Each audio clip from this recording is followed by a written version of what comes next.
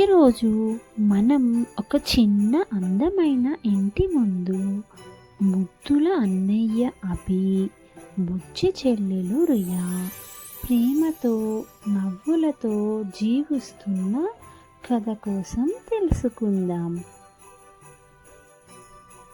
ఒక చిన్న అందమైన ఊరిలో ఒక ముద్దుల అన్నయ్య, ఒక బుజ్జి చెల్లెలు, వీరిద్దరి మధ్య ఉన్న ప్రేమే ఈరోజు మన కథ.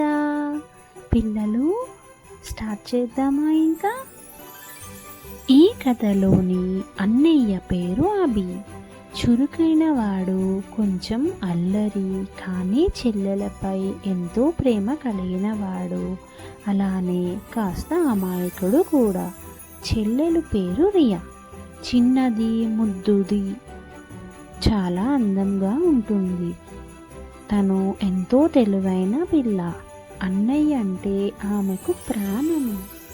ఒకరోజు ఉదయం రియా తన కలర్ బాక్సెస్ తీసుకొని బొమ్మ వేస్తూ కూర్చుంది.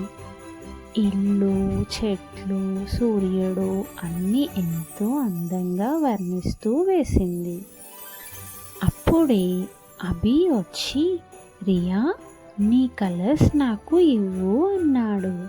రియా వెంటనే, కాదు అన్నయ్య, నేను ఇవ్వను, ఇది నా బాక్సెస్ అని కొంచెం కోపంగా చెప్పింది. ఇద్దరి మధ్య ఇలా చిన్న గొడవ వచ్చింది. అభి మనసు నొచ్చుకొని ఏమీ మాట్లాడకుండా బయటికి వెళ్ళిపోయాడు.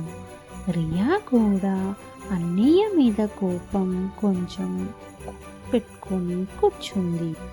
ఇలా కొద్దిసేపటికి రియా కలర్ బాక్సెస్ కింద పడిపోయాయి. అన్ని కలర్స్ నేలపై చితులుగా పడిపోయాయి.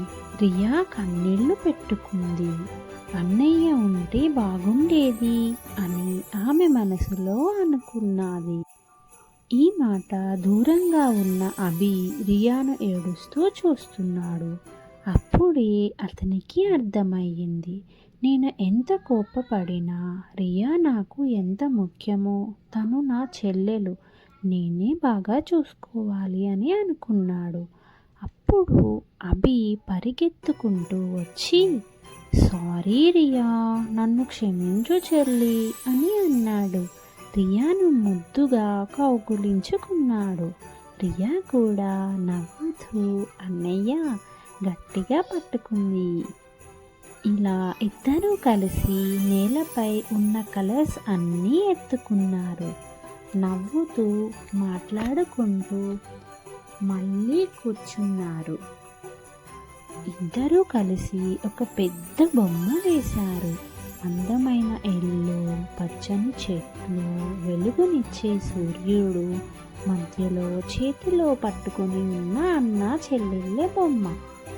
రియా, నువ్వు చెప్పింది అన్నయ్య, మన బొమ్మ చాలా అందంగా ఉంది.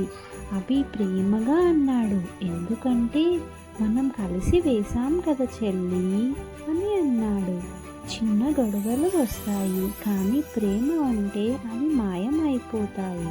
ఇదే కదా అసలైన అన్నా చెల్లెళ్ళ బంధం, ఎప్పటికీ ఎటువంటిదే. ఈ కథ మీకు నచ్చినట్టయితే లైక్ చేయండి, షేర్ చేయండి. మరిన్ని కథల కోసం మన ఛానల్ని సబ్స్క్రైబ్ చేసుకోండి. ధన్యవాదములు.